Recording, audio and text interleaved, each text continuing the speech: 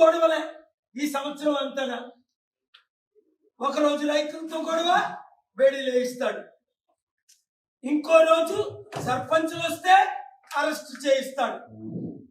ఇంకో రోజు నిరుద్యోగులు ఉద్యోగాలు ఇవ్వండి అంటే అరెస్ట్ చేయిస్తాడు. ఇంకొక రోజు మాకు పరీక్షలు పోస్ట్ పోన్ చేయించాడంటే లాఠీ చార్జీలతో కొట్టిస్తున్నాడు. ఒక సదాం హుస్సేన్ లాగా, ఒక కడాఫీ లాగా, ఒక డిక్టేటర్ అయిపోయాడు తమ్ముడు రేవంత్ రెడ్డి. చట్ట విరుద్ధంగా సొంత చట్టం పెట్టి జీవో 482 బిల్డింగులు, నోటీసులు ఇవ్వకుండా అనేక బిల్డింగులు.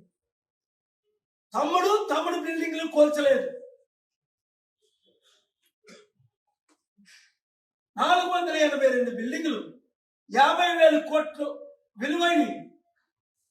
నేను కోర్టుకెళ్ళి కూల్చినందుకు కోర్టుకెళ్ళి ఈయన చట్ట విరుద్ధం పనులు చేస్తున్నాడని 5 సార్లు ఆర్గ్యూ చేసి